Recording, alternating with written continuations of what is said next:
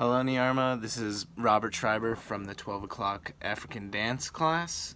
This is my video project outlining and presenting my research and process for cooking our two dishes. Me and my partner work together to cook two dishes since we decided that would balance out the fact that we were continuing to work together.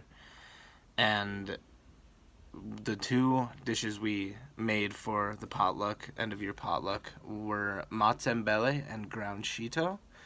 So our first dish, matembele, is a Swahili word, which directly translates to sweet potato leaves.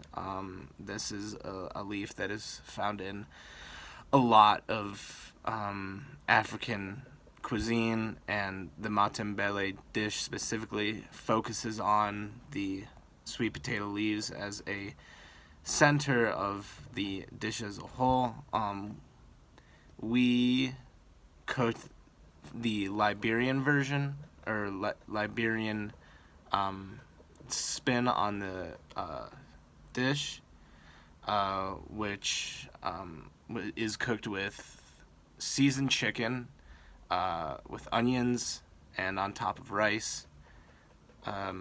For our specific process, we decided to forego the sweet potato leaves and instead used spinach because sweet potato leaves are very difficult to find here in Boulder, and we didn't want to go through all that trouble just for the dish, and we decided the spinach was a close enough replacement.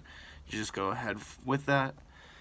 We got our recipe from a member of the African community, a immigrant to America from Liberia, and from the information she gave us, the primary goal of the dish is to feed an entire community, using the resources you have at your disposal to just give out as much food as you can and really provide for an entire community. And the dish as a whole differs from tradition to tradition. Say coastal countries primarily use seafood opposed to the chicken, which we used. A lot of other places or cultures around Africa use peanuts, for example, for different spins on the dish depending on the region. And for our second dish, shito, we created ground shito, which is a hot sauce or a condiment of sorts. And for the cooking process, we got habaneros, Scotch bonnets, piri-piris, all different types of all three peppers going into the sauce to create this condiment that we used to spice up our matembele a little bit. These peppers were added with tomatoes, onions, and garlic and blended to give that, or to get the sort of sauce texture that we were looking for. So the first thing that I noticed when we made shito was the fact that it wasn't initially hot. It was a very delicious flavor, and I was not really expecting much of a punch at all, but it really came through afterwards.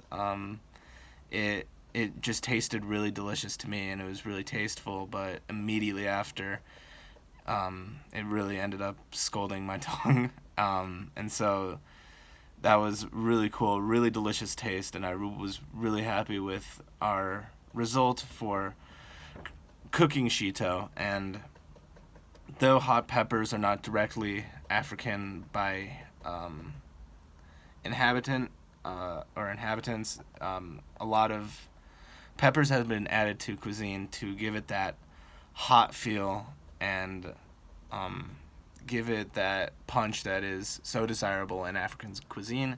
So we put it with our matembele, and I also put it on a couple other dishes when we had the potluck last class or during the final, and it just was an absolute hit, and I absolutely loved what happened with the hot sauce.